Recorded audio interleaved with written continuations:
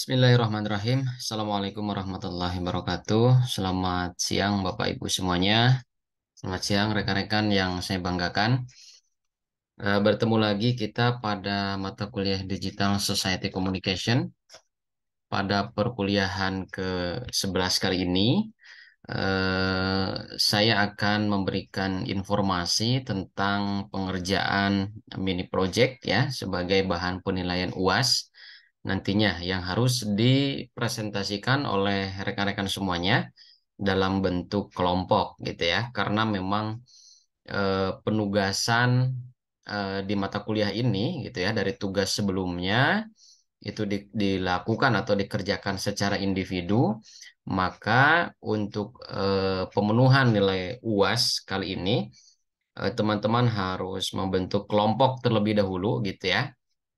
Kurang lebih ada sekitar 9 orang lah per kelompok. Nanti saya tunjuk sebagai koordinator kelas ya atau yang bisa mengkoordinir ya ketua kelasnya untuk bisa membuatkan grup gitu ya di dalam WhatsApp grup gitu.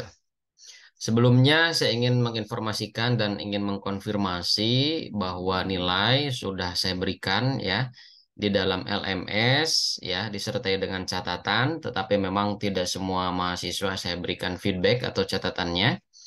Kemudian juga hasil akhirnya ada di dalam siakad ya. Jadi poin tugas sudah terpenuhi nilainya ya, di mana teman-teman beberapa pekan yang lalu itu sudah membuat semacam kampanye sosial gitu ya, yang juga dipilih oleh teman-teman sendiri ya terkait ide ya isu yang dipilih atau apa ya tema yang dipilih atau permasalahan yang diangkat. Kemudian juga UTS ya masih sifatnya normatif. Saya menanyakan tentang teori-teori atau beberapa istilah yang memang ada di dalam kajian Digital Society Communication atau secara sederhananya adalah apa yang kita sebut dengan sosiologi komunikasi ya.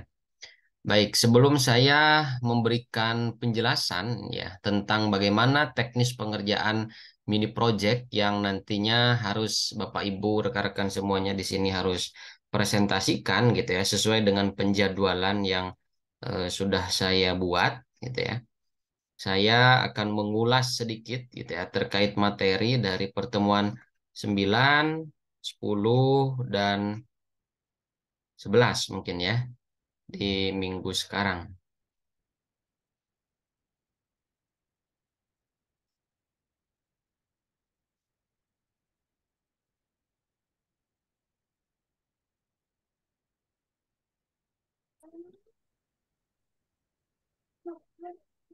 Baik, kita mulai dari materi ke-9 ya, rekan-rekan semuanya.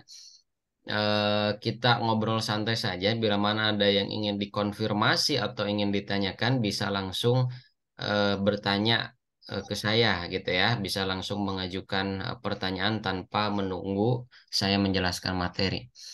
Sebagai pengingat kembali bahwa mata kuliah ini berangkat dari paradigma apa namanya atau perspektif sosiologi komunikasi di mana kita berangkat dari kajian masyarakat ya tentang society, maka segala sesuatu yang memang terjadi di tengah lingkungan masyarakat, begitupun dengan dinamika, dengan problematika, dengan berbagai fenomena gitu ya, khususnya yang memang ada sangkut pautnya atau bisa kita lihat dari kacamata komunikasi, maka itulah yang menjadi kajian daripada mata kuliah Digital Society Communication gitu ya.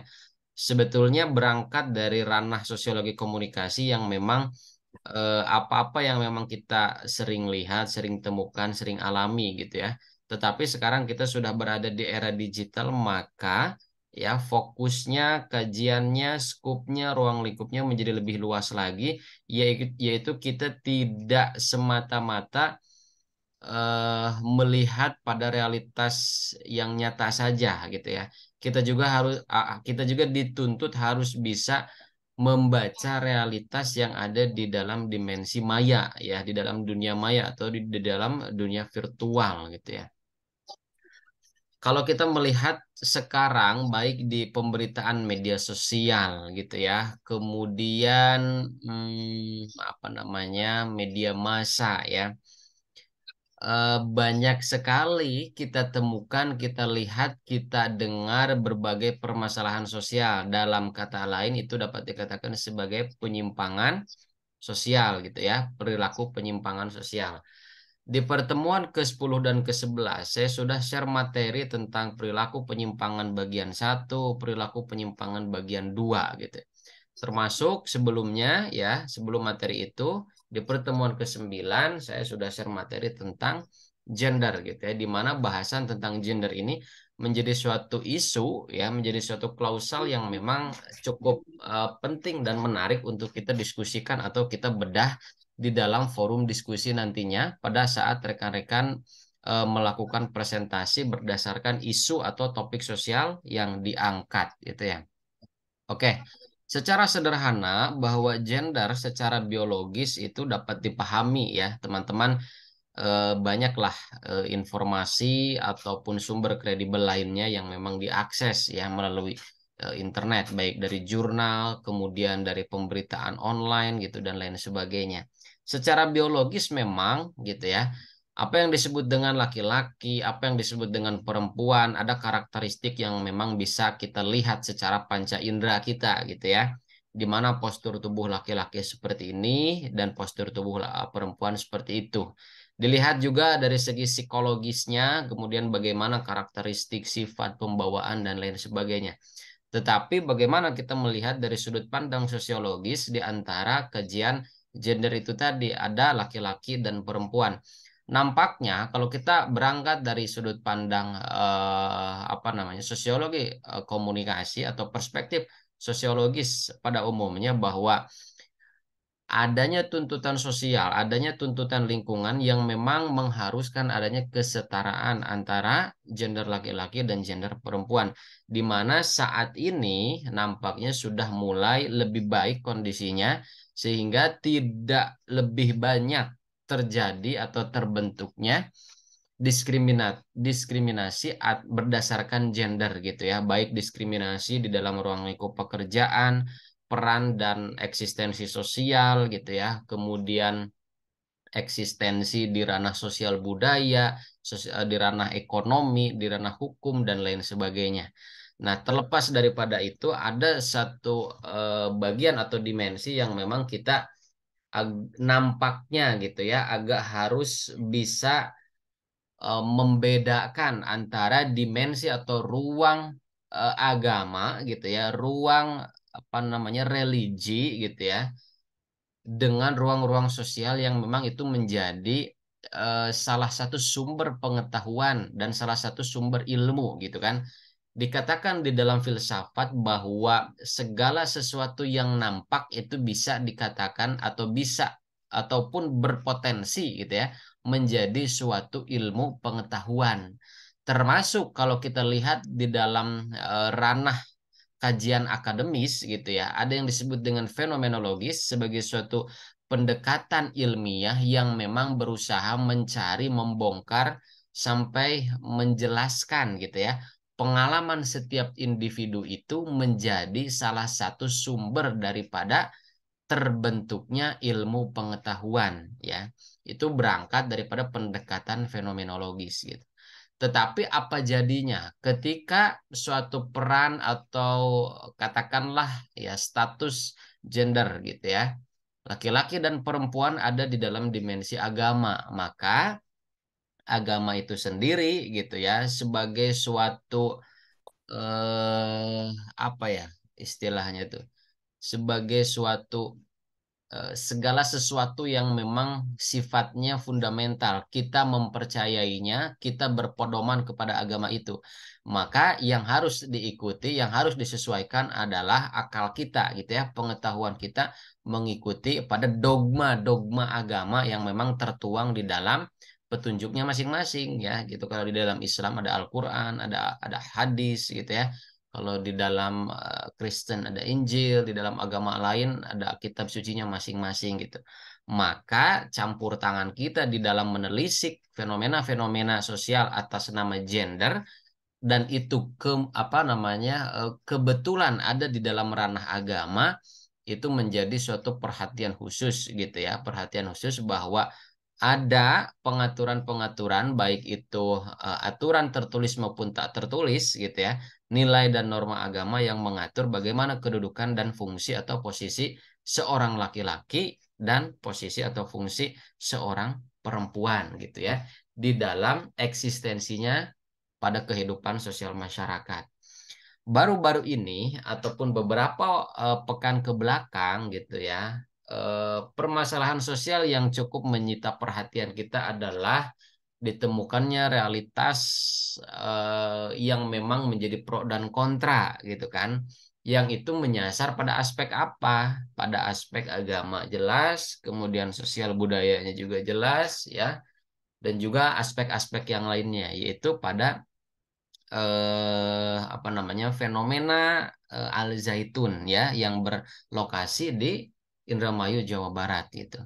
Bagaimana fenomena itu menjadi suatu permasalahan yang krusial untuk kita diskusikan yang nampaknya mata kuliah Digital Society ini sangat relevan sekali kalau kita berdiskusi tentang apa-apa yang menjadi kekisruhan, apa-apa yang menjadi pro dan kontra di dalam melihat, membaca, memotret gitu ya, yang terjadi di lingkungan sekitar kita. Adanya sosok perempuan gitu kan, adanya sosok perempuan yang ditempatkan pada saf paling depan saat pelaksanaan Idul Fitri menjadi suatu polemik, menjadi suatu pro dan kontra gitu ya. Ada perdebatan di antara beberapa kalangan. Apakah itu menjadi kajian daripada rumpun ilmu komunikasi? Jawabannya ya, betul. Karena di dalam rumpun ilmu komunikasi ada yang disebut dengan kajian feminisme ya. Kajian feminisme ini berangkat daripada apa-apa yang berbicara tentang isu-isu yang sifatnya sensitif, baik itu isu keagamaan, baik itu isu-isu gender gitu ya, antara laki-laki dan perempuan. Dikatakan juga pada cuplikan video pemberitaan bahwa ada yang disebut dengan Syekh Panji Gumilang gitu ya. Di dalam keseharian kita sekarang suka menonton televisi, baik ya media massa katakan seperti itu ataupun media sosial bahwa kenapa kok itu diperdebatkan? Kenapa kok itu dipermasalahkan? Apakah perempuan dianggap najis gitu kan? Sehingga perempuan tidak layak dan tidak bisa ditempatkan pada posisi saf terdepan di dalam sholat Idul Fitri gitu. Nah, ini yang harus kita bisa membedakan gitu ya. Di mana ruang ilmiah yang memang kita terdistraksi oleh apa namanya batasan-batasan cara kita berpikir gitu ya. Akal sehat yang kita miliki menjadi suatu modal ya, menjadi suatu fitrah dan memang menjadi suatu karunia yang Tuhan berikan kepada kita. Tetapi ketika itu dibenturkan dengan aspek-aspek yang sifatnya agamis, religi, ritual gitu ya, maka bukan agama yang mengikuti akal, tetapi akal lah yang mengikuti agama, tuntunan agama gitu ya. Nah, bagaimana juga polemik di dalam realitas atau fenomena gitu ya. Al Zaitun ini menjadi sangat penting dan sangat menarik untuk kita bicarakan terkait dengan apa yang disebut dengan gender itu tadi gitu ya, antara perempuan dan laki-laki gitu ya. Bahwa apakah memang dapat dikatakan seperti itu gitu ya. Nah, kalau kita berangkat dari paradigma kritis gitu ya, di dalam komunikasi untuk melihat sesuatu ya yang berada di lingkungan sosial kita, untuk memotret gitu ya, untuk menjaring fenomena-fenomena yang cukup menyita perhatian banyak kalangan gitu ya, perhatian banyak mata, perhatian banyak apa namanya banyak individu. Kita bisa berangkat dari beberapa paradigma ya. Setidaknya ada tiga paradigma. Yang pertama itu paradigma positivistik gitu ya. Kalau kita berangkat dari paradigma positivistik gitu ya, tetapi di sini tidak bukan membandingkan gitu ya cara berpikir kita dari ranah keilmuan sosial dengan apa-apa yang menjadi dogma agama. Kalau agama itu menjadi suatu dogma yang memang sudah baku gitu ya. Seperti ini panduannya antara halal dan haram seperti ini, tidak bisa diubah gitu ya. Tetapi di dalam kondisi-kondisi tertentu ada pengecualian, contohnya gitu ya. Di dalam kita tersesat di dalam sebuah hutan dan tidak ada makanan lain lagi gitu ya, kecuali hewan-hewan yang selama ini diharamkan, contohnya ada babi ataupun ada hewan-hewan yang bertaring ya, bagaimana lagi gitu kan. untuk dapat kita mempertahankan hidup kita, mau tidak mau kita harus memakannya gitu. Nah, agama pun sebagai suatu dogma ada fleksibilitas gitu ya. Kalau di dalam agama Islam itu ada yang disebut dengan rukhsah gitu kan. Kita sebagai seorang musafir perjalanan jauh gitu ya, bisa dilakukan sholatnya itu dalam bentuk jamak dan qasar gitu. Nah, kalau kita lihat juga gitu ya dari perspektif ilmu sosial yang kita kaji, yang kita geluti saat ini, bahwa pertama kita bisa berangkat dari paradigma positivistik. Kalau memang panduannya seperti apa yang tertera di dalam kitab suci, seperti apa yang tertera di dalam hadis, katakan seperti itu ya. Ini sebagai salah satu studi kasus gitu tentang Al-Zaitun gitu ya. Maka apa-apa yang keluar daripada norma agama, daripada kebiasaan, daripada kelaziman yang selama ini dianut gitu ya, yang selama ini diyakini, yang selama ini dipercayai berdasarkan aturan atau panduan tertulis gitu ya, maka kalau kita melihat fenomena di dalam Al-Zaitun itu keluar ya atau bertentangan daripada paradigma positivistik. Positivistik itu berangkat daripada asumsi sebab akibat gitu ya. Ada dasain dasolan di mana lazimnya seperti A, kok kenapa di lokasi ini, di instansi ini gitu ya, di lembaga ini terjadi seperti B gitu. Berarti ada apa ya? Ada kesalahan apa gitu ya di dalam pelaksanaannya. Itu kalau kita berangkat daripada paradigma positivistik. Artinya kalau terjadi seperti ini berarti ada segala sesuatu yang melatar belakanginya. Dan kalau di luar dari kebiasaan, di luar daripada kelaziman, di luar daripada umumnya yang terjadi oleh kelompok mayoritas, berarti what's wrong gitu kan? Ada apa yang salah gitu.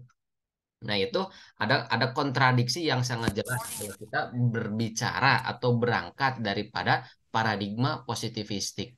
Tetapi kalau kita berusaha berangkat dari paradigma konstruktivistik gitu ya, atau paradigma interpretatif gitu.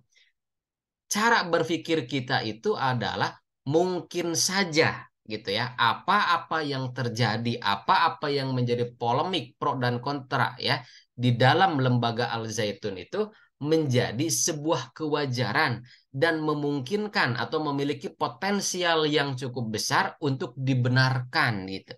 Karena alasan A, B, C, D. Misalkan secara sederhana tafsirnya berbeda. Kemudian dilihat dari riwayat pendidikan pimpinannya seperti apa. Kemudian dari afiliasi mitra berbagai stakeholders di antara pemegang kepentingan di lingkungan Al Zaitun itu seperti apa.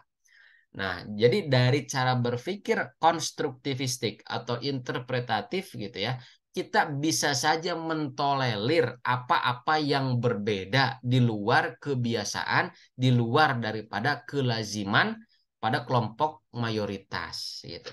Itu kita berangkat dari cara berpikir konstruktivistik.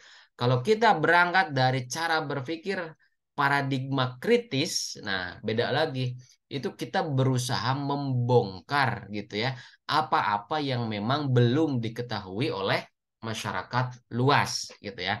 Ada suatu fenomena yang itu sifatnya sensitif seperti ya di Al Zaitun gitu kan, isu agama menjadi salah satu isu sara ya, isu yang sensitif. Tetapi bagaimana kita berusaha masuk ke dalamnya, melakukan observasi gitu ya, mencari data atau mencuri data gitu kan. Bagaimana kita bisa menemukan hal yang sangat sensitif, hal yang sangat dirahasiakan, lalu kita olah menjadi sebuah penelitian gitu kan, menjadi sebuah temuan dan itu bisa menjadi salah satu sumber ilmu pengetahuan yang bisa bermanfaat bagi publik gitu ya. Seperti yang telah dijelaskan dan dipaparkan gitu ya oleh pemerintah Provinsi Jawa Barat bahwa sudah dibentuk ya tim sus lah ya, tim khusus untuk mencari fakta gitu kan, melakukan observasi selama 7 hari gitu ya. Saya rasa itu menerapkan kaidah-kaidah akademis gitu ya, di mana perlu dilakukan pra-research ya atau pra-observasi gitu kan ada ketimpangan atau gap yang terjadi di mana pada umumnya terjadi atau diterapkan seperti A, tetapi kok di wilayah atau di lokasi tertentu itu yang diterapkannya selain daripada A gitu ya, ada poin B, C dan lain sebagainya. Termasuk ya, selain tadi saya contohkan bahwa adanya perempuan di sop pertama sholat Idul Fitri, kemudian adanya wacana bahwa nanti khotib sholat Jumat itu adalah perempuan gitu kan. Apakah itu yang disebut dengan apa namanya, kesetaraan gender gitu kan? Nah, apakah memang kita akan masuk terperangkap gitu ya pada kelompok-kelompok yang apa namanya, mencampur adukan gitu ya, mencampur adukan antara pengetahuan dan agama atau kepada kelompok-kelompok yang membedakan antara kepentingan ya, kepentingan sosial, kepentingan lembaga di luar dari kepentingan agama itu sendiri atau artinya agama dipisahkan dengan hal-hal yang berada di luar agama gitu. Ya. Jadi kalau kita melihat pada realitas sosial sekarang, berangkat daripada mata kuliah Digital Society Communication ini menjadi sebagai apa, sebagai ruang yang sangat relevan dan sangat tepat sekali untuk kita berdiskusi gitu ya. Barangkali nanti Bapak Ibu rekan-rekan punya sudut pandang yang sangat brilian gitu ya. Bagaimana kita menghadirkan suatu solusi dilihat dari beberapa pendekatan. Apakah pendekatan personal, pendekatan komunal, kemudian dilihat dari pendekatan budaya, pendekatan ekonomi, pendekatan hukum gitu ya, dan lain sebagainya. Nah, kita berangkatnya tadi daripada isu gender gitu ya. Kemudian lebih jauh daripada itu, kalau kita berbicara tentang gender, sekarang ini ya sudah tidak sembunyi-sembunyi lagi gitu ya. Bahkan sudah terang benderang gitu kan, kalau kita melihat pada penyimpangan yang itu sifatnya sangat apa namanya, irisannya itu sangat tipis sekali ya dengan isu-isu gender gitu kan. Bagaimana kita melihat permasalahan sosial itu yang dapat kita kaji di dalam ranah komunikasi gitu ya. Tentu kalau kita berbicara sosiologi komunikasi, konsekuensinya adalah kita berbicara semua level komunikasi ya.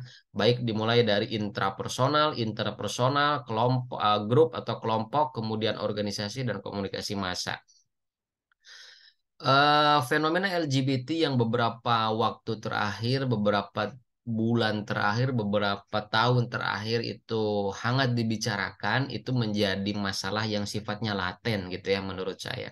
Seolah-olah masalah itu sudah redup, sudah hilang, tetapi tentoh di dalam realitas keseharian kita itu sangat dekat sekali dengan kita. Dan mirisnya, mungkin hal-hal yang disebut dengan LGBT itu sangat dekat dan bahkan mungkin terbanyak mungkin ya, terbanyak itu dapat apa ditemukan di dalam suatu lembaga pendidikan baik yang sifatnya formal maupun non formal termasuk di dalam dunia kampus.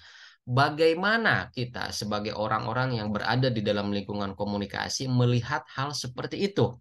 Tentu banyak sekali teori-teori yang dapat mengantarkan kita sebagai pisau analisis untuk menerangkan, untuk membedah kenapa terjadi realitas seperti itu.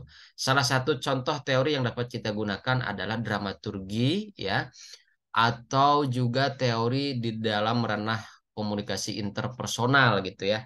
Ada teori ketidakpastian gitu, atau mungkin berbicara tentang identitas gitu ya. Ada identity communication dari Michael Hack gitu.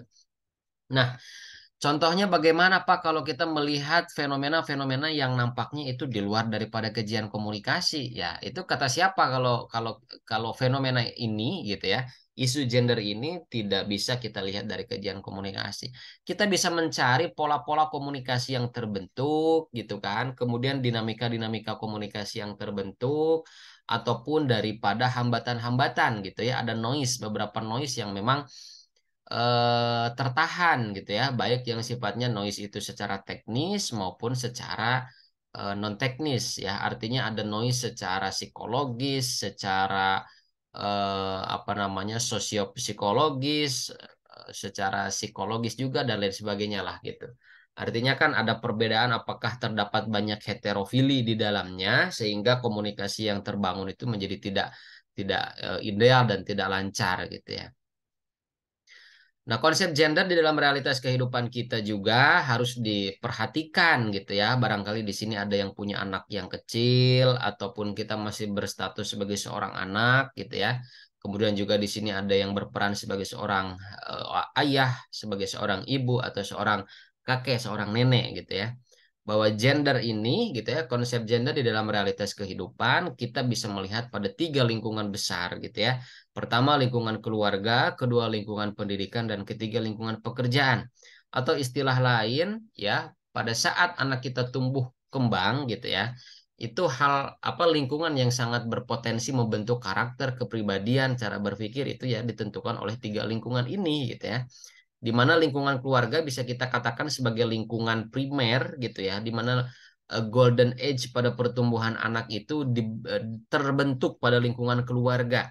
Disayangkannya bahwa tidak semua anak itu lahir dan dibesarkan oleh atau disertai dengan kedekatan emosional antara anak dengan orang tua gitu ya. Ada yang dititipkan ke saudaranya, ke pamannya, ke bibinya, ke kakek neneknya.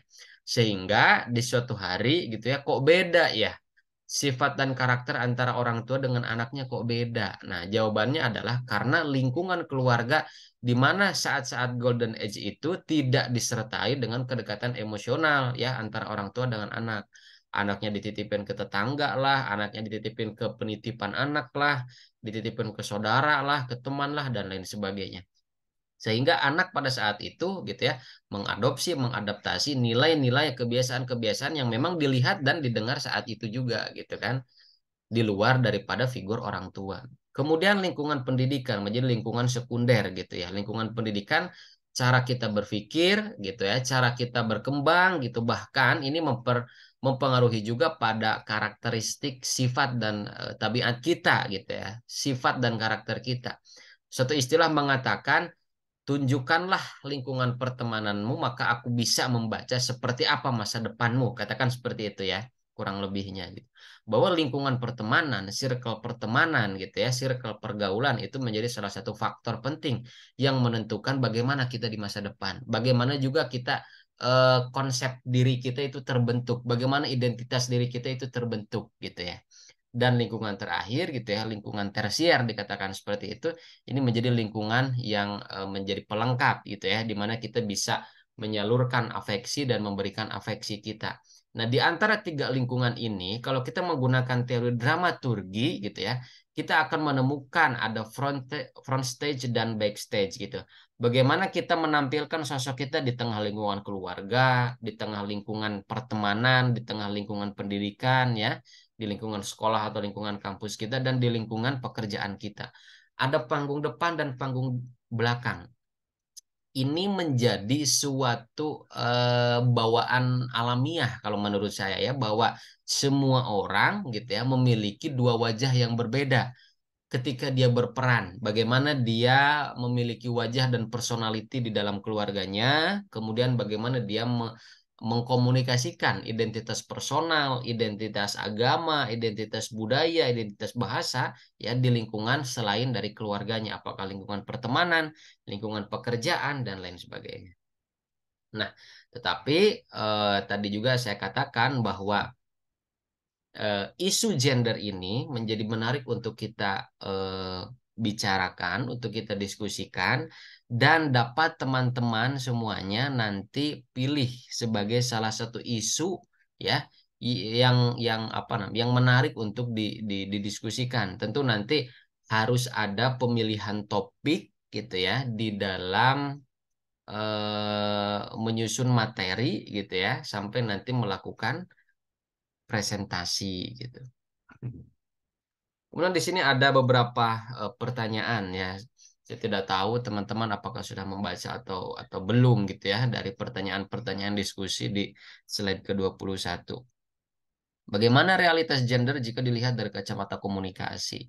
Bahwa tadi sebetulnya sudah saya katakan ya, realitas gender ada perbedaan laki-laki dan perempuan itu dapat kita amati, dapat kita telaah melalui pendekatan analisis feminis gitu ya, kajian feminis gitu. Bagaimana eksistensi seorang laki-laki dan eksistensi seorang perempuan yang kita lihat di dalam sebuah film gitu ya. Nah, kita bisa melihatnya melalui pendekatan semiotika. ya contohnya. Kemudian juga bagaimana pola interaksi antara laki-laki dan perempuan di wilayah A, di wilayah B gitu ya. Itu juga kita bisa melihat dengan pendekatan fenomenologika atau apa pendekatan etnografi ya budaya gitu. Kemudian nomor dua, seberapa urgent gitu ya permasalahan gender dikaji di dalam sudut pandang komunikasi. Ini sangat urgent sekali gitu. Terlepas daripada urgent dan tidaknya, toh sekarang sudah banyak fenomena, contoh gitu kan, realitas sosial yang memang berdasar daripada kajian gender itu sendiri gitu. Bagaimana khususnya ya di dalam komunikasi kesehatan gitu kan, hormon yang dimiliki di dalam tubuh atau hormon yang terdapat di dalam tubuh laki-laki dan di dalam tubuh perempuan itu cenderung berbeda gitu ya.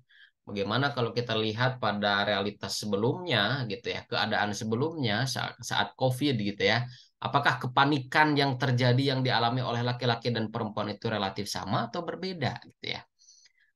Ya katakanlah berbeda gitu. Berbeda dalam hal apa? Apakah lebih panik ataukah lebih tenang? Kemudian bagaimana information seekingnya itu dilakukan, pencarian informasi itu ada teorinya sendiri gitu. Jadi seberapa urgent ya itu sangat urgent gitu ya untuk menjawab pertanyaan kedua. Pertanyaan ketiga, bagaimana representasi gender yang terbentuk di dalam media? Nah, kita juga diberikan PR gitu ya, diberikan tantangan. Kalau kita melihat realitas gender di dalam realitas nyata, di dalam dunia nyata, apakah sama ya realitas gender itu ketika kita lihat di dalam realitas maya gitu ya, di dalam ruang virtual. Karena media itu sendiri memiliki power gitu ya, memiliki kekuatannya, bisa merepresentasikan ya nilai gender itu ke dalam beberapa aspek. Contoh. Teman-teman kalau sering melihat iklan gitu ya, apakah iklan sampo, ataukah iklan apa namanya sabun mandi gitu ya, ataukah iklan kecantikan yang lainnya gitu ya. Itu media sudah memframing bahwa yang disebut dengan cantik gitu ya, yang disebut dengan cantik tolak ukurnya atau patokannya adalah pertama memiliki kulit yang bersih, putih, gitu kan. Kemudian kedua memiliki panjang rambut yang relatif ideal atau memiliki rambut yang panjang. Ketiga gitu ya, memiliki postur tubuh yang relatif tinggi gitu kan. Kemudian keempat memiliki postur tubuh yang relatif langsing, katakan seperti itu. Jadi bagaimana representasi gender yang terbentuk di dalam media itu? Artinya media sebagai realitas kedua gitu ya, yang ada di dalam kehidupan kita itu mengadaptasi, mengambil daripada apa-apa yang terdapat atau terjadi di dalam lingkungan realitas sebetulnya gitu. Jadi media itu sebetulnya dapat dikatakan sebagai apa namanya? Metamorfosis ya, metamorfosis fenomena yang sebetulnya ada di dalam realitas yang nyata gitu kan. Apakah metamorfosisnya lebih apa dibuat lebih hiperbola gitu ya, lebih dikembangkan, lebih apa dilebih-lebihkan bahwa oh representasi cantik itu ada di dalam konten iklan A, B, C, bahwa cantik itu harus tinggi, cantik itu harus langsing, cantik itu harus putih bersih gitu. Padahal kan konsep cantik tidak semuanya memiliki patokan atau tolak ukur seperti itu gitu ya. Kemudian nomor empat, apakah masih terdapat kesenjangan gender di era masyarakat saat ini? Nah, ini juga yang tentunya masih bisa kita diskusikan dengan beberapa studi kasus atau contoh-contoh yang terdapat gitu ya di dalam keseharian kita. Tadi saya di awal sudah mencontohkan tentang fenomena di Al Zaitun gitu ya, adanya perempuan di sop pertama gitu kan. Dari narasi yang dikembangkan gitu kan, apakah perempuan itu dikatakan najis sehingga tidak tidak layak dan tidak pantas gitu kan berada di urutan soft pertama gitu kan. Kalau kita berangkat daripada perspektif agama ya kita tidak berbicara najis dan tidaknya gitu. Ya memang ada hal-hal yang memang kalau di dalam panduan agama itu ada hal-hal yang memang dapat dijelaskan dan masuk secara logika, ada hal-hal yang memang tidak bisa kita cerna, tidak bisa kita pahami gitu ya menggunakan akal dan logika kita karena keterbatasan akal dan logika kita itu sendiri gitu. Gitu kan. Jadi ada yang disebut dengan ittiba gitu ya di dalam agama itu. Ya mengikuti saja. Rasul melakukan seperti itu. Apa alasannya? Apa urgensinya?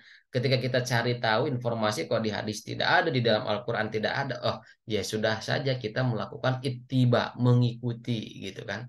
Berarti kita tidak menemukan penjelasannya dan akal kita juga sulit untuk menjangkau apa yang kita inginkan, jawaban apa yang kita inginkan, gitu ya. Ya, jadi itu Bapak Ibu teman-teman yang bisa saya sampaikan untuk materi pertemuan ke-9 berbicara tentang gender di dalam masyarakat gitu ya. Saya tidak membaca dan membahas secara tekstual gitu ya, tetapi saya ingin mempermudah, meringankan dan meringkas materi gitu ya, di mana isu gender ini menjadi salah satu perhatian menarik gitu. Terlebih di Indonesia yang sifatnya multikultural, multireligi gitu ya. Nah, itu bagaimana kita melihat melihat melihat diversity gitu ya, perbedaan-perbedaan gitu ya di antara laki-laki dan perempuan. Nanti mohon izin Bapak Ibu nanti di akhir ya saya akan absenkan dan sebelum mengabsen nanti saya akan paparkan mini projectnya. Jadi tolong tidak keluar lift atau lift terlebih dahulu ya. Kemudian saya ingin masuk ke materi pertemuan ke-10 gitu ya. Di sini kita sudah masuk pada salah satu perhatian di dalam nanti Bapak Ibu semuanya apa namanya menyusun ya, menyusun investigasi sosial ya judulnya itu ya. Di dalam bahasan materi ke-10 itu saya memberikan materi tentang perilaku menyimpang di masyarakat part 1 yang dilanjutkan part 2-nya di pertemuan ke-11 gitu ya. Apa yang disebut dengan perilaku menyimpang gitu ya, tentu kita juga harus membatasi gitu ya. Ada hal-hal yang dapat dikatakan apakah itu menyimpang atau tidak. Lalu apa yang menjadi batasan daripada perilaku menyimpang? Perilaku menyimpang adalah perilaku daripada warga masyarakat yang dianggap tidak sesuai dengan kebiasaan, tata aturan, atau norma sosial yang berlaku. Berarti kalau kita berangkat dari paradigma cara kita melihat fenomena komunikasi, perilaku menyimpang ini ada di dalam paradigma positivistik. Yang lazimnya dan umumnya orang-orang perbuat, orang-orang lakukan, kok kenapa dirinya tidak melakukan? Atau kebalikannya, pada selazimnya orang-orang tidak melakukan, kenapa orang ini melakukan, gitu kan? Gitu ya. Jadi eh, harus dipahami konsep batasan perilaku menyimpang itu seperti apa, gitu ya. Apakah, pertanyaan sederhana, apakah Pak perilaku menyimpang itu segala sesuatu yang merugikan banyak orang saja, gitu ya? Atau ketika kita melakukan itu sendirian tidak dikatakan sebagai perilaku menyimpang gitu. Nah, ini menjadi satu pertanyaan yang cukup menarik gitu untuk menjawab pertanyaan itu. eh Perilaku menyimpang itu didasari oleh norma dan nilai sosial gitu ya. Norma itu gitu ya, ada yang tertulis dan ada yang tidak tertulis. Nilai-nilai itu yang menjadi pelindung atau menjadi pengantar daripada norma sosial itu tadi ya. Jadi sederhananya bahwa nilai dan norma sosial itu berlaku ya di dalam suatu wilayah masyarakat, katakanlah di dalam perkampungan, di dalam suatu desa, di dalam suatu kota yang memang sudah disepakati secara komunal gitu ya. Nilai dan norma sosial itu bisa berangkat daripada nilai dan norma budaya, juga bisa berangkat daripada nilai dan norma agama sesuai dengan kesepakatan ya masyarakat di lingkungan tertentu ya atau kesepakatan secara komunal gitu. Intinya seperti itu ya. Kenapa bisa terjadi perilaku menyimpang gitu ya? Berarti ada ketidaksesuaian antara keinginan dan memang realitas yang terjadi gitu kan. Contoh bentuk daripada penyimpangan sosial gitu ya, misalkan adanya judi ya, atau adanya perilaku seks menyimpang gitu ya, perilaku banyak sekali lah ya, ada kumpul kebo, bahkan yang terjadi sekarang gitu ya. Lagi-lagi kalau kita berbicara tentang digital society communication, kita berbicara tentang kehidupan yang dekat dengan kita. Apakah praktik atau fenomena perselingkuhan itu tidak masuk ke dalam penyimpangan sosial? Kalau kita merujuk pada panduan atau rujukan ya referensi agama kan itu jelas merusak dan itu merupakan penyimpangan daripada nilai ya dan norma agama gitu. Begitupun dengan nilai dan norma sosial. Karena tadi saya katakan bahwa nilai dan norma sosial mungkin saja diadopsi dan diadaptasi daripada nilai dan norma agama atau nilai dan norma budaya gitu ya. Sebagai contoh kasus, karena ini sudah banyak sekali terekspos di media gitu ya, ada perselingkuhan di antara Virgon dan Inara, katakan seperti itu ya. Kemudian yang baru-baru ini gitu ya, yang sangat hangat-hangat sekali, tetapi ya saya tidak bisa menjustifikasi benar atau tidak gitu ya, antara Syahnaz gitu ya, adiknya Raffi Ahmad gitu. Dan beberapa kasus-kasus perselingkuhan yang lain. Nah, bagaimana kita melihat hal seperti ini gitu? Lalu pertanyaannya, Pak, dari mana kita bisa masuk untuk mengkaji fenomena tersebut dari kacamata komunikasi? Oh, sangat sangat mungkin sekali, sangat potensial sekali gitu.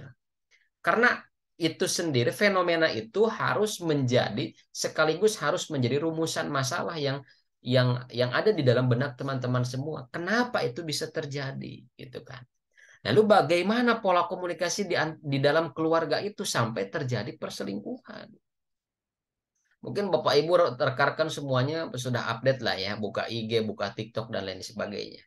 Katanya gitu kan banyak dikatakan bahwa selingkuh itu bukan jalan sama orang lain kok. Bahkan kita menyembunyikan pesan, menyembunyikan segala sesuatu yang itu sifatnya rahasia dari pasangan kita itu kita sudah selingkuh kok gitu katakan. Katakan seperti itu. Berarti ya minimal pertanyaannya adalah bagaimana pola komunikasi keluarga sampai terjadinya perselingkuhan itu gitu. Atau bagaimana pola komunikasi keluarga antara anak dan orang tua gitu ya sampai orang tua kecolongan bahwa anaknya melakukan praktek asusila gitu ya, praktek seks bebas atau praktek seks menyimpang gitu atau praktek-praktek yang lain gitu kan, praktek adanya judi lah, adanya minum-minuman keras lah, adanya tawuran lah, kan katakan seperti itu ya. Itu. Nah, memang penyimpangan itu kalau kita lihat itu ada yang berakibat ya atau berimplikasi positif dan ada penyimpangan yang berimplikasi negatif gitu kan. Merujuk pada teori relativitas bahwa penyimpangan itu akan menimbulkan persoalan baru jelas, tetapi persoalan baru ini sifatnya memberikan dampak positif gitu ya. Misalkan dampak positif itu dari segi apanya? Oh, ternyata regulasi yang ditetapkan atau aturan-aturan yang diterapkan di dalam sebuah keluarga itu perlu untuk dibenahi karena terjadinya penyimpangan. Contoh, kenapa ya setiap kali seorang ayah, seorang bapak memeriksa isi dompetnya itu kok setiap hari uangnya relatif berkurang. Hari ini berkurang 5.000, besok berkurang 10.000, berkurang 15.000. Setelah diselidiki bahwa oh ada kenakalan anak, di mana anak di sana gitu ya melakukan pencurian, katakan seperti itulah. Yang digunakannya untuk apa? Mungkin hal-hal sederhana untuk jajan, untuk melakukan apa yang ingin dia dapatkan, ingin dia rasakan gitu ya. Lalu dicari tahu lagi kenapa anak sampai bisa melakukan pencurian itu tadi. Apakah keinginan anak tidak diikuti, ataukah anak yang selama ini ngomong-ngomel itu tidak didengar oleh kedua orang tuanya. Nah, karena ada penyimpangan-penyimpangan seperti itu memberikan dampak positif pada cara kita membangun komunikasi dengan anak, cara kita menerapkan aturan-aturan di lingkungan keluarga kita, dan lain sebagainya. Begitupun di dalam lingkungan pekerjaan, begitupun di dalam lingkungan masyarakat gitu. Kenapa ya si A si B kalau saya tanya itu selalu judes menjawabnya gitu. Oh, ternyata masih ada kekesalan, masih ada rasa marah karena beberapa hari yang lalu dia mau pinjam uang ke saya nggak kasih gitu. Atau mau pinjam barang ke saya nggak kasih. Padahal saya itu tidak berniat untuk pelit, tidak meminjamkan barang gitu. Karena memang saya belum memberikan alasan kenapa saya tidak memberikan pinjaman barang atau pinjaman uang itu tadi ya. Jadi itu salah satu contoh sederhana dari penyimpangan yang sifatnya positif. Kalau penyimpangan yang sifatnya negatif yaitu bersifat merusak gitu kan, merugikan banyak orang. Nah, kalau berbicara tentang merugikan banyak orang, Pak, bagaimana kalau penyimpangan itu dilakukan oleh saya sendiri? Kan tidak ada orang yang dirugikan dan tidak ada orang yang mengetahui juga gitu ya. eh di dalam apa namanya kita bersosial di dalam ruang lingkup masyarakat ada yang disebut dengan etika, kemudian estetika gitu ya, etis dan tidak etis gitu ya. Kemudian juga ya itu tadi ada norma sosial, ada nilai sosial dan lain sebagainya. Kemudian ya norma dan nilai sosial itu berangkat dari aspek agama atau budaya atau adat istiadat gitulah ya. Contoh, tidak semua perilaku menyimpang itu, ya, tidak semua perilaku menyimpang itu bersifat merugikan orang lain, tetapi hanya bersifat merugikan saja, yang itu berlaku terhadap diri sendiri itu sudah masuk ke dalam kategori menyimpang, gitu ya. Contoh, Pak, kalau saya mengajak teman-teman saya, mengajak saudara-saudara saya untuk minum minuman keras, itu mungkin saya merugikan banyak orang karena saya menghasut gitu ya. Karena ikut terjebak oleh hasutan saya, ya saya merugikan. Tapi bagaimana kalau saya ikut-ikutan sendiri gitu atau apa namanya minum minuman sendiri tanpa ada yang dirugikan. Ya di sana pun sebetulnya ada yang dirugikan yaitu diri kita sendiri gitu ya. Ataupun di dalam hal yang lain lah. Pak, saya tidak melakukan asusila dengan orang lain gitu. Saya hanya melampiaskan hasrat saya yang tidak bisa terlampiaskan gitu. Contohnya apakah itu dengan menonton video porno gitu ya, melakukan hal-hal yang sifatnya itu merugikan dan merusak gitu ya. Merugikan cara berpikir kita gitu ya, hilangnya fokus, hilangnya kontrol kontrol emosional kita sehingga terbayang, tersugesti dan itu menjadi motif yang paling kuat untuk kita melakukan apa yang kita lihat selama ini, melakukan apa yang terproyeksikan di dalam benak kita gitu ya dari tayangan-tayangan porno itu tadi. Begitupun gitu ya dengan aspek-aspek penyimpangan gitu ya. Ada ideologi-ideologi yang memang bertentangan dengan ideologi nasional Pancasila ya, dengan ideologi agama gitu ya, ataupun ideologi-ideologi yang lainnya yang itu bisa saja sifatnya merusak ya, distraptif gitu ya, distraksi tadi ya. Ya, seperti adanya ideologi atau paham-paham tentang radikalisme, paham-paham yang merusak, paham-paham yang yaitu keluarlah daripada kelaziman dan umumnya kita di lingkungan masyarakat sosial gitu. Nah, saya harapkan teman-teman Bapak Ibu nanti mampu ya dan dapat melihat, memotret, lalu menjelaskan fenomena-fenomena sosial yang berangkat daripada masalah-masalah sosial itu tadi gitu ya. Ada yang disebut dengan ini ya, ada ciri-ciri perilaku menyimpang. Penyimpangan harus dapat didefinisikan, ya apa definisi daripada penyimpangan itu tadi gitu ya. Penyimpangan bisa diterima dan juga bisa ditolak, ada pengecualian tadi ya. Kemudian penyimpangan relatif tidak penyimpangan relatif dan penyimpangan mutlak ya. Ada yang memang penyimpangan itu oh, dia melakukan pencurian, dia mencuri karena kelaparan. Itu penyimpangan relatif maksudnya. Bahwa ada motif sosial yang memang bisa ditoleransi karena kenapa alasan seseorang melakukan pencurian gitu. Ada penyimpangan mutlak gitu. Apapun alasannya, apapun motifnya, kalau sudah melakukan pembunuhan, maka itu sudah tidak bisa ditoleransi lagi. Itu contohnya daripada penyimpangan mutlak dan penyimpangan-penyimpangan yang lainnya, gitu ya. Kemudian lebih spesifik lagi untuk melanjutkan materi pada perilaku penyimpangan masyarakat di part kedua, itu ada di di dalam materi ke-11 gitu ya. Kita singkat saja ya. Ilmu yang mempelajari perilaku menyimpang itu sebetulnya dari semua rumpun ilmu yang memiliki kontribusi terhadap komunikasi ya. Dibuka lagi materi pertama itu kontribusi rumpun ilmu sosial yang memiliki kontribusi terhadap komunikasi itu apa saja ya. Jadi kita bisa melihat berbagai penyimpangan-penyimpangan sosial itu dari sudut pandang rumpun ilmu yang banyak gitu ya. Ada dari psikologi, antropologi, hukum, dan kriminolog gitu. Di sini menjelaskan juga bagaimana seseorang menjadi menyimpang, apakah dari lingkungan keluarga itu tadi gitu ya. Karena saya punya pengalaman dan punya cerita gitu ya. Ada ya katakanlah seorang laki-laki gitu kan, kemudian dibesarkannya itu di lingkungan kakek neneknya gitu ya. Lalu cara asuh pola pendidikan dari kecil itu adalah diberikan mainan-mainan yang itu khusus untuk anak perempuan gitu ya, seperti boneka. Kemudian digunakan pakaian-pakaian yang relatif memiliki warna itu mencerminkan perempuan gitu. Maka tumbuh dewasa, remaja gitu kan, apa-apa yang memang tertanam di dalam benak anak tersebut itu memang memiliki pengaruh yang cukup signifikan gitu ya. Bagaimana cara berkomunikasi, cara berjalan, cara apa namanya, cara berpakaian gitu ya. Nah, maka lingkungan tadi, lingkungan primer, sekunder, dan tersier, lingkungan keluarga, pendidikan, dan pekerjaan, atau lingkungan pergaulan, yaitu sangat menentukan gitu.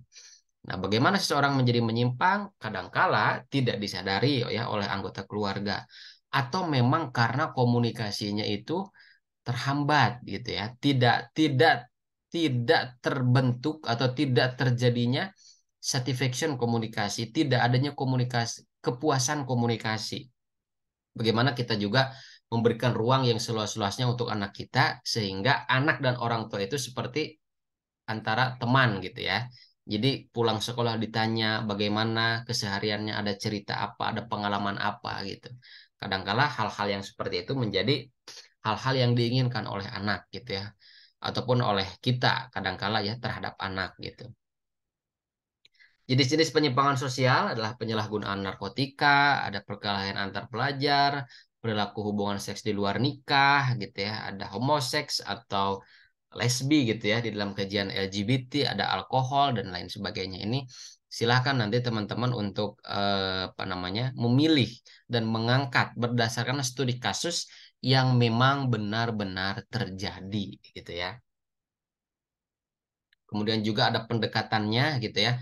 Pendekatannya itu berangkat daripada rumpun ilmu sosial yang memiliki kontribusi dengan komunikasi tadi ya. Pendekatan sosiologis seperti ini, pendekatan psikologis seperti itu gitu ya. Dan juga ada analisa dari teori yang digunakan, contohnya teori labeling, ada teori kontrol, dan teori-teori yang lain ya, ada teori dramaturgi tadi ya, teori pola komunikasi keluarga, kalau memang studi kasusnya tentang keluarga gitu. Oke, itu sekilas tentang penjelasan materi. Sebelumnya saya minta ke Mbak Lestari aja deh sebagai koordinator kelas ini ya Mbak Lestari ya. Tolong Maaf, nanti gimana? sebenarnya Mami, tapi nggak apa-apa, Pak. Oh, Mami, Mbak Efta ya. Mami, Tapi oh iya, iya nggak ada. iya Pak, Oh ada Mbak Efta. Oke, sorry. ada Sorry. Pak. Ya, baik bagi-bagi tugas saja mungkin Mbak Lestari di kelas ini. Boleh, boleh Pak, boleh. Mungkin Mbak Efta nanti seperti biasa polanya di grup WA gitu ya. Di grup WA silahkan dibentuk saja. Ada sekitar ini nih ya. 60-an Pak. 64 ya. 64.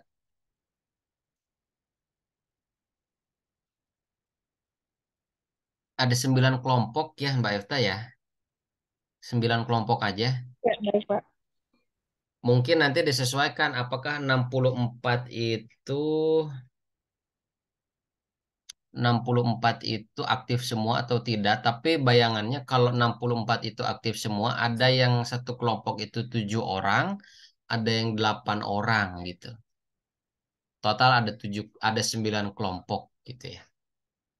Oke, itu pertama saya minta tolong ke Mbak Efta dibuatkan grup di apa kelompok ya, dibuatkan kelompok di dalam grup kelas.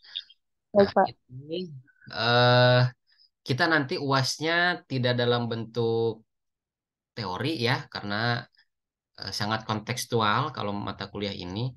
Jadi kita akan nyicil nilai UASnya melalui presentasi kelompok gitu intinya.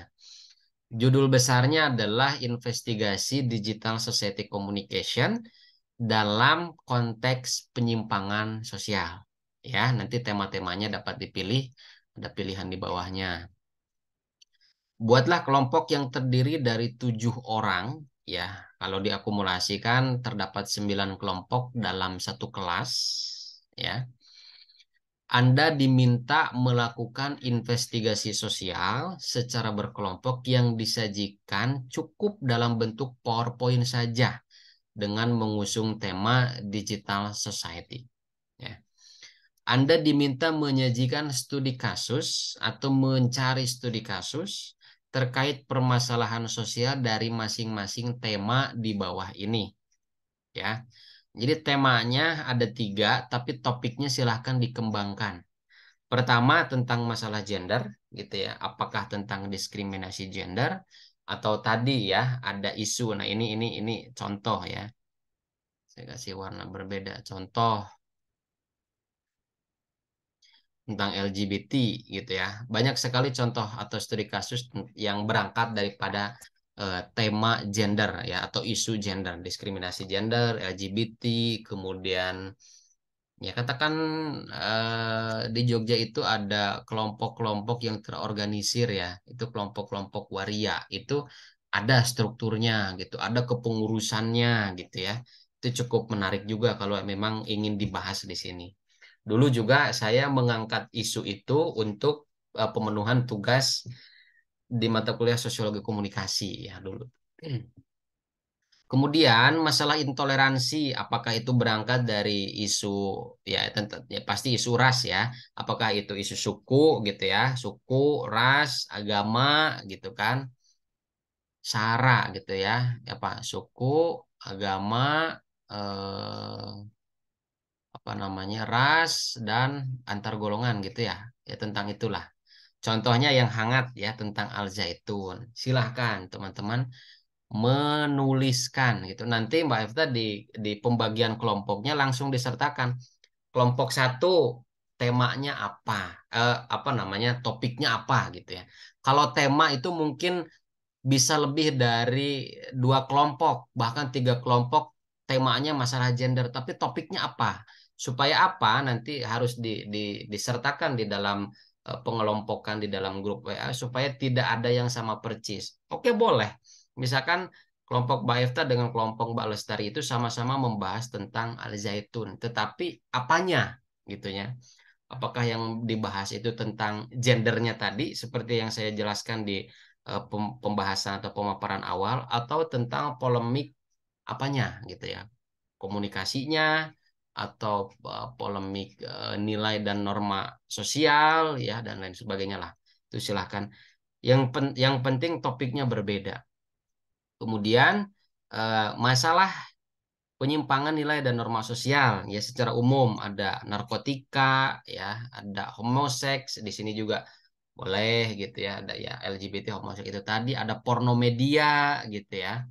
Ini porno media materi terakhir sebetulnya ya dari pertemuan ini. Di pertemuan ke-15 nanti kita akan berbicara tentang porno media ya. Kemudian bentar,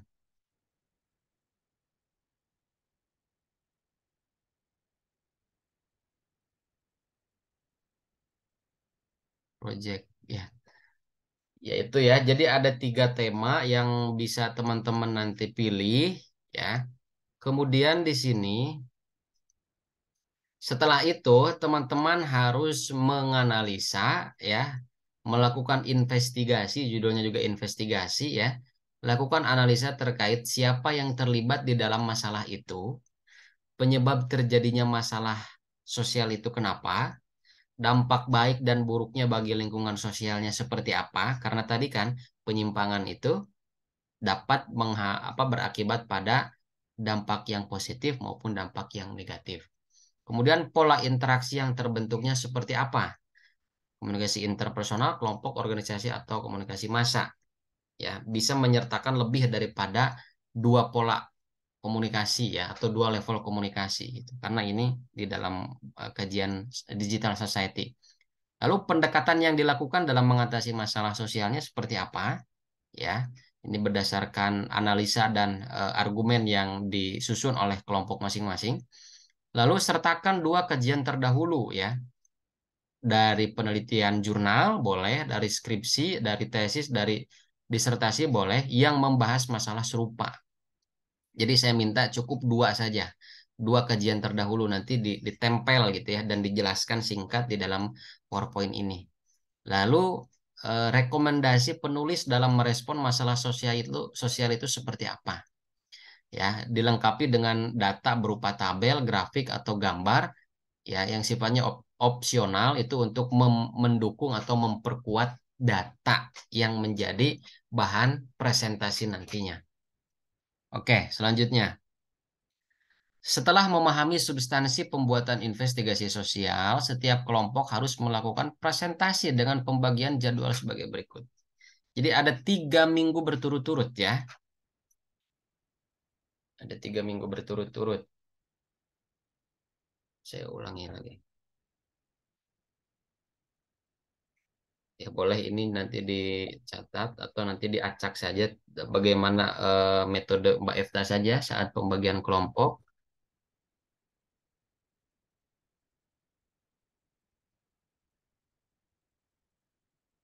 Nah, per sesi Kalifikon nanti kita akan rutinkan ya, dimulai dari awal bulan Juli ya, tanggal 6, 13, dan tanggal 20, tepat di pukul 10 gitu ya, untuk melaporkan atau melakukan presentasi dari tema atau isu masalah sosial yang dikaji gitu ya. Kelompok 1, 2, 3 akan melakukan presentasi pada Kamis 6 Juli pukul 10.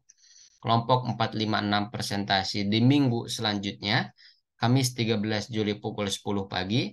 Kelompok 7, 8, 9 ya melaporkan presentasinya Kamis 20 Juli pukul 10. Dengan catatan semua kelompok tetapi perwakilan saja, cukup perwakilan ya. Karena nanti untuk mengisi nilainya teman-teman submit ya file presentasinya nanti di pertemuan terakhir, maka saya akan masukkan nilainya. Tetapi untuk menyicil gitu kan, menyicil penilaiannya dari mulai nanti teknis penulisan, kemudian ya estetika pembuatan materinya seperti apa, lalu substansinya seperti apa, penyampaiannya seperti apa, itu nilai akan diambil saat proses presentasi gitu ya. Semua kelompok dengan catatan perwakilannya saja itu wajib submit ke email saya gitu ya. Yaitu emailnya ini muhammadisan@lecture.unsyar.ac.id dengan format penamaan DSC ya, Digital Society Communication underscore kelompok 1, 2, atau 3. Cukup seperti itu. Paling lambat hari Rabu 5 Juli ya 2023 pukul 12.00. Besoknya langsung presentasi. Jadi untuk 9 kelompok ini wajib sebuah submit dulu ke sini. Ya nanti saya akan pantau gitu karena ada waktunya juga ya, waktu kapan teman-teman melakukan submit ke email saya. Setelah itu ikuti template yang sudah saya lampirkan ya. Ketentuan penulisannya, tema dan topik masalahnya itu dituliskan secara berurutan gitu ya. Tentukan tema masalah yang dipilih dalam investigasi sosial, kemudian tuliskan topik atau masalah yang dikaji atau dibahas secara berkelompok. Temanya contoh isu SARA ya dalam kurung agama, topik mengungkap praktik intoleransi di Al Zaitun ya. Lalu sertakan sumber. Nah, cara penulisannya seperti ini tema, ini topik, lalu boleh dihadirkan gitu ya. Dari mana teman-teman melakukan observasi? Observasi itu bisa terjun langsung ke lapangan, bisa observasi online. Teman-teman cari data dari online saja, dari pemberitaan, kemudian dari website Al Zaitunnya secara langsung, atau mungkin punya koneksi gitu ya, relasi di Al Zaitunnya teman-teman gitu, atau di lembaga MUI gitu ya, untuk meminta komentar tentang polemik tentang ini gitu boleh. Ya, ini tampilan pertama, lalu nanti dilanjutkan dengan latar belakang. Ya, latar belakang sesuai masalah sosial yang diangkat, isian latar belakang ditulis dalam 2 slide ya, kurang lebih dalam 2 slide yang menjelaskan gambaran umum masalahnya seperti apa, urgensi penanganan masalahnya untuk apa. Kalau Al Zaitun berarti kan ada sekitar 5.000 santriwan dan santriwati yang harus diselamatkan, kemudian menjaga harmonis gitu ya, menjaga perdamaian antar umat beragama katakan seperti itu. Lalu urgensi penanganan masalah komunikasinya seperti apa? Kalau teman-teman lihat bahwa polemik yang memang terbentuk saat ini itu komunikasi yang terbentuknya apa? Salah satunya adalah komunikasi massa ya, gitu bahwa sekarang sifatnya massa gitu. Apa yang disampaikan oleh tokoh ini gitu ya, Panji Gumilang itu langsung menyebar dan dapat diterima oleh seluruh kalangan di Indonesia gitu ya, seluruh publik di Indonesia gitu. Maka urgensi penanganan masalahnya yaitu komunikasinya ada di level komunikasi massa. Lalu sertakan juga fakta dan opininya. Setelah latar belakang, kajian masalah ya, siapa yang terlibat? Nah, di sini teman-teman harus bisa menerangkan dengan sangat komprehensif ya. Sebutkan pihak-pihak yang terlibat di dalam masalah sosial yang diangkat berdasarkan hasil observasi. Observasinya bisa online, bisa onsite. Jelaskan peran para pihak dalam keterlibatannya dengan isu atau masalah sosial yang dikaji. Ya, saya minta sertakan foto atau dokumentasi atau tabel atau grafik untuk memperkuat data analisis, yaitu disesuaikan. Lakukan elaborasi mendalam terkait 2 poin di atas, penjelasan ditulis dalam 1 sampai 2 slide. Ya, ini tentang kajian masalah yang menjawab tentang siapa yang terlibat, kemudian penyebab terjadinya masalah sosial itu seperti apa, nanti dibaca panduannya di sini ya. Eh, Ditulis dalam 1 sampai 2 slide. Di sini dampak baik dan buruk bagi lingkungannya seperti apa ya. Silakan dibaca petunjuknya. Pola interaksi yang terbentuknya seperti apa, dibaca petunjuknya. Pendekatan yang dilakukan di dalam mengatasi masalah, silakan dibaca. Kemudian sertakan 2 kajian terdahulu yang membahas masalah serupa gitu. Nah, teman-teman dapat melampirkan 2 kajian terdahulu di sini, singkat-singkat saja, sehingga itu menjadi rekomendasi akhirnya nanti menjadi rekomendasi di dalam teman-teman memberikan pandangan untuk menyelesaikan masalah sosial tersebut. Apakah isu gender, isu SARA gitu ya, atau isu-isu yang lainnya. Nah, ini berikan rekomendasi penulis boleh berdasarkan dari 2 kajian terdahulu ini dan juga berdasarkan argumen atau opini dari kelompok teman-teman masing-masing ya. Kemudian penutup, simpulkan di dalam 1 slide saja. Di sini ada lampiran, lampirkan dokumentasi koordinasi kelompok ya, baik onset atau online gitu ya. Mungkin kalau online itu koordinasinya lewat Zoom atau lewat video call WA gitu ya. Lakukan observasi kelompok baik onset atau online. Bagaimana teman-teman mencari data-data yang diperlukan gitu ya. Itu tinggal di capture saja ya. Kemudian dokumentasi penyusunan laporan investigasi sosial. Bagaimana teman-teman melakukan koordinasi atau berembuk lagi gitu ya, di dalam penyusunan laporan investigasi di sini dalam bentuk PowerPoint. Nah, waktu-waktu ini jangan sampai keliru waktu-waktu ini ya, dan jangan sampai kelompok yang sudah ditentukan itu absen pada saat presentasi, karena sudah tidak ada waktu lagi di minggu selanjutnya setelah Kamis 27 ini, di tanggal 27 kita sudah masuk UAS. Jadi kalau tidak hadir di dalam presentasi ya tidak mendapatkan nilai UAS gitu ya, atau nanti tidak maksimal lah. Itu ya kurang lebih. Ada yang ingin ditanyakan? Izin Pak Iksan. Ya, boleh. Eh, Pak Iksan, nanti kalau untuk yang ini kan berarti submitnya lewat email Pak Iksan itu kan tanggal 5 ya maksimal. Tapi untuk yang Zoom-nya presentasi by Vicon itu Nanti daripada teman-teman apa sih salah nggak ada yang mau ngisi kelompok awal, nanti tetap saya undi aja kali ya Pak Iksan. Ya boleh. Ah, itu. Diundi Nah terus kelompok, nanti dikasih hmm, ini kelompok 1, 2, 3, 4 gitu aja boleh. Mm. iya baik. Ah, apa Pak Iksan terus yang kedua nih ini ini lagi rame di Twitter sama Instagram tentang mengkick teman mahasiswa dari kelompok tugas. Dan itu pun terjadi karena saya mengkoordinasi dua mata kuliah bocah itu banyak yang lumayan berantem. Oh, Nah, ini sebenarnya fenomena sosial bukan gitu di dunia perkuliahan karena kan ini lagi lumayan ya viral lah diangkat di Twitter terus diangkat di Instagram. Apakah ini bisa diangkat gitu? Seperti itu gitu. Apakah mengkick itu etis gitu atau bagaimana gitu? Apakah ini bisa dikaji untuk tugas ini gitu aja sih Pak Iksan. Makasih Pak uh-uh. Iksan. Sama-sama. Baik. Oke, saya tampung dulu dari Mbak Lestari. Gimana Mbak Lestari? Izin Pak bertanya, kan ini waktunya jam 10 pagi. Ah, Misalnya kita satu kelompok itu ada yang kerja nih Pak. Itu ah. perwakilan presentasi nggak apa-apa ya Pak? Nggak apa-apa, nggak apa-apa. Tuh. Mm-mm. Terus sama ini, saya itu mau personal ini sama kayak Mami, tapi bukan tentang itu. Jadi saya itu kan waktu itu kan Mami pernah angkat yang kalau pas cyber PR itu siapa konten kreator itu. Nah, saya mau tanya itu kan dia itu laki-laki nih Pak. Di media Iya. sosial dia itu laki-laki. Tapi terakhir-terakhir dia bikin konten sih lucu sih kalau menurut saya. Jadi di mana dia nunjukin bahwa awal dia tuh laki banget gitu.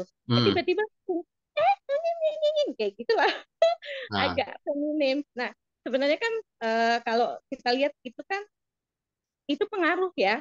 Jadi dalam arti katakan setiap remaja merasa bahwa ketika laki-laki berkewanita-wanitaan iya. agak feminim begitu, dia itu menjadi kondang, terkenal lah, atau bisa dengan gampang mendapatkan uang gitu loh. Kan Mm-mm. itu artinya menjadi sesuatu hal yang dia bilang, mendingan gue ke cewek-cewekan aja biar kali ada TV yang mau nampung segala macem gitu. Kan itu termasuk penyimpangan akhirnya laki-laki tidak seperti kodratnya laki-laki gitu Mm-mm. loh Pak. Gitu. Itu Ya, bisa nggak ya kira-kira diangkat? Itu aja sih, Pak. oke, Terima kasih. baik. Terima kasih. eh Baik. Siapa nih? Satu lagi nih. Biar sekaligus nih. Mbak Nur Hidayah. Gimana Mbak Nur Hidayah? Assalamualaikum Pak, ini bertanya Iya, boleh gimana? uh, Pak terkait terkait kalau misalnya saya mencari kita menemukan studi kasusnya ini misalnya terkait hal yang contoh di saya lihat di berita kemarin itu ada mahasiswa yang dia sengaja menjual dirinya tanpa sepengetahuan orang tuanya untuk memenuhi kebutuhan dia sehari-hari. Nah, tapi kalau misalnya saya lihat, ini kan tidak ada kajian sebelumnya, Pak. Belum ada orang yang mengkaji terkait apa masalah sosial ini. Nah, sedangkan di tugas Bapak ini diharuskan untuk mencari dua kajian ya. Bukan mencari Iya. dua jurnal sebelumnya ya. Iya, sebagai pemenuhan tugas. Kalau misalnya tidak ada orang yang membuat jurnal tersebut itu bagaimana ya Pak? Iya, baik. Terima kasih. Ya, tiga dulu ya. Baik, terima kasih Mbak Nur Hidayah. Tadi di awal Mbak Efta ya yang bertanya tentang sekarang itu ada fenomena kick gitu ya, mengeluarkan teman dari hmm, kelompok-kelompok pengerjaan tugas lah Tugas katakan seperti kelompok. itu, tugas kelompok gitu kan berdasarkan pertimbangan-pertimbangan tertentu ya, apakah memang tidak ikut berpartisipasi gitu ya. Menurut Mbak Efta sendiri urgensinya apa kira-kira untuk membahas itu? di dalam konteks sosiologi komunikasi tentunya, bahwa memang kalau dibandingkan. Uh, efektivitas ini sih Pak, komunikasi kelompok sih gitu. Mm-mm, Bagaimana menyiasati kita sibuk gitu kan, tapi komunikasi tetap efisien dan tetap jalan gitu di dalam mm-mm. kelompok. Di dalam kelompok efisien itu banyak Mbak Efta menemukan hal-hal seperti itu di beberapa kelas. Banyak terjadi atau memang kasusnya cukup relatif dikit lah gitu. Selama saya jadi koordinator kelas sih di Unsia, kalau ada tugas kelompok, setidaknya pasti ada satu yang pecah kelompok pada akhirnya kalau misalnya tugasnya itu berkesinambungan gitu. Kalau di Unsia kan banyak tugas berkesinambungan ya Pak, Mm-mm. gitu. Nah ini ya saya pikir tadinya cuma di Unsia aja gitu karena tugas kita kan panjang bisa dibilang gitu. Nah ternyata kemarin viral di Twitter dan di Instagram. Ya saya pikir berarti ini terjadi di hampir semua universitas seperti itu karena yang komen banyak juga gitu Pak. Oke.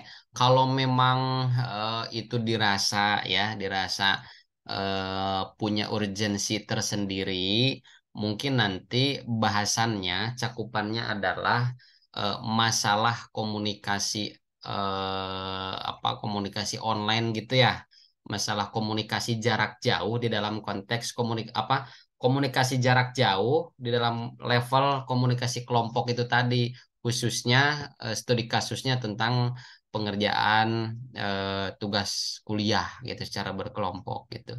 Nanti dibuat jadi gini, kalau tadi saya menangkapnya itu apakah itu kasusnya hanya di Unsia dan memang kalau memang terjadi berapa banyak sih kasusnya gitu, apakah cuma satu kasus gitu yang lainnya cukup cukup aman, relatif aman, tetapi kalau Mbak Efta bisa menyajikan data.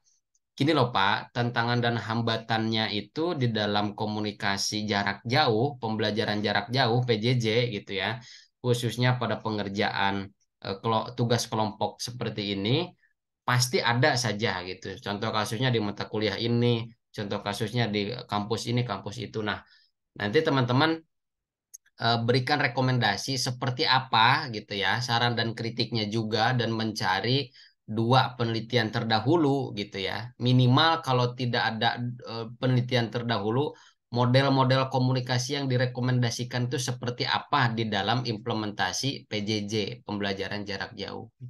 Jadi berangkatnya tetap dari masalah sosial ya, Mbak Ifta gitu. Masalah sosial ya, berbicara tentang society itu tadi. Berarti banyak orang yang terkena dampaknya dari hal-hal yang seperti itu gitu.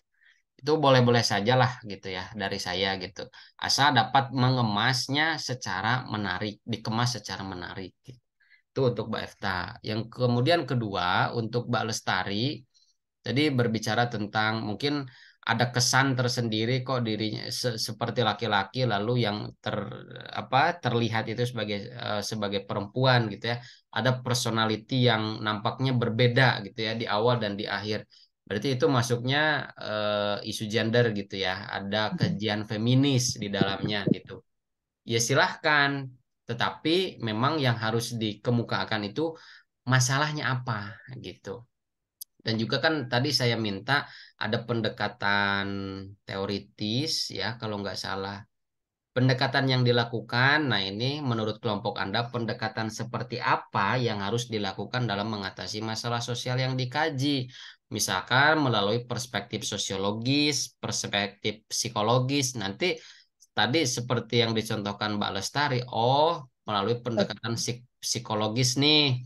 Sebetulnya psikologisnya itu psikologis laki-laki, tapi pembawaannya, identitas personal yang disampaikannya itu seperti ini, berbeda daripada daripada atribut yang digunakan. Atribut yang digunakannya berpenampilan sebagai laki-laki, tapi kok ya psikologisnya seperti seorang perempuan, kan itu bisa saja lah seperti itu.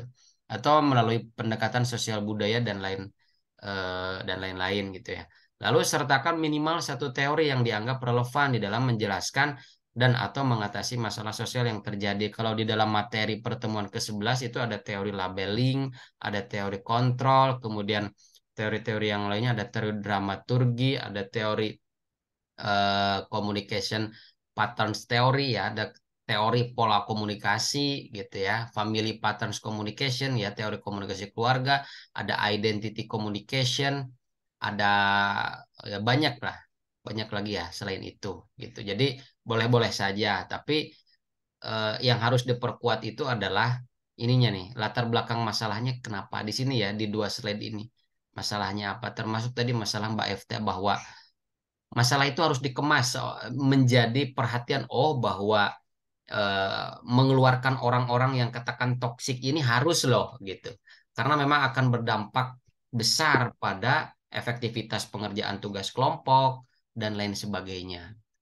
Ya, silahkan pintar-pintarnya mengemas masalah semenarik mungkin untuk Mbak Efta dan Mbak Lestari. Kemudian tadi Mbak Nur Wahidah ya, kalau nggak salah Mbak siapa ya tadi ya? Ada Mbak Nur Benar Hidayat. Hidayah. Oke. Mbak Nur Hidayah itu kan tadi bertanya tentang sertakan dua kajian terdahulu yang membahas masalah serupa. Saya rasa masalah apapun itu ada ya Mbak ya, baik dalam bentuk jurnal, skripsi atau tesis gitu ya. Baik yang nasional maupun internasional itu relatif ada atau mendekati. Tapi kalau tidak ada ya diganti melalui teori saja. Kalau tadi kan minimal satu teori, nah di sini untuk dua kajian terdahulu berarti menggunakan dua teori yang setidaknya dapat menjelaskan seperti apa masalah itu atau menjelaskan atau memberikan solusi terkait masalah sosial yang terjadi gitu. Digantikan oleh teori saja. Atau misalkan tidak ada teori yang itu Pak gitu ya, mungkin bukan tidak ada, kurang bisa mencari teori yang relevan ya melalui model-model daripada tokoh sosiologi komunikasi gitu. Ini model penyelesaian masalahnya dari tokoh Auguste Comte gitu ya. Kalau memang berangkat dari sosiologi murni itu seperti ini gitu ya. Kemudian dari psikologinya juga dari Carl Gustav Jung seperti ini, dari Sigmund Freud seperti ini gitu. Syukur-syukur ada dua kajian terdahulu dalam bentuk apa publikasi jurnal, skripsi atau tesis. Jadi dibuat rileks, santai saja. Adapun nanti kesulitan yang ditemukan pada saat pengerjaan ini dapat ditanyakan di dalam grup WA ya, biar tidak tenggelam ya chattingan WA-nya. Kurang lebih itu untuk Mbak Efta, Mbak Lestari dan Mbak Nur Hidayah ya. Ada pertanyaan yang lain? Pak, lupa ada Oh, pertanyaan. jam tadi jam 10 ya boleh ya. Nanti sifatnya tentatif jam 10 oleh perwakilan nggak apa-apa, tapi nanti pasti saya akan konfirmasi kontribusi semua kelompoknya seperti apa gitu. Sama ini Pak, nanti dalam presentasi itu akan ada tanya jawab atau kita hanya presentasi aja ya? Presentasi aja, presentasi aja, Mbak Presentasi aja. Lestari. Oke. Paling kalau Makasih. ada tanya jawab dari saya dan itu hanya konfirmasi gitu, bukan menguji ya, konfirmasi saja gitu. Gitu. Ya, dan tidak lupa nanti dokumentasi disertakan ya, dibaca petunjuknya di sini. Sertakan foto dokumentasi. Oke. Mungkin itu saja ya, sudah dapat dipahami. Kalau sudah dapat dipahami, saya akan share ya file mini project ini di LMS. Lalu nanti ditunggu ya instruksi dari Mbak Efta untuk pembuatan grup gitu ya. Ini Mbak Efta masih ada di sini? Masih Pak, Masih. masih ada. Siap, siap. Itu teknisnya silahkan ya Mbak Efta yang pengatur untuk diundi, tapi penjadwalannya seperti tadi.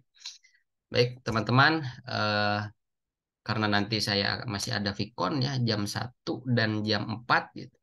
Perlu persiapan khususnya suara saya gitu ya yang sudah semakin habis gitu. Terima kasih saya haturkan atas atensi dan waktu yang diberikan. Pak Selamat. itu nggak mau absen dulu. Oh, sorry. Iya, iya, iya, iya. Terima kasih sudah diingatkan Mbak Efta. Ya, saya absenkan ya. Tolong diingatkan video conference.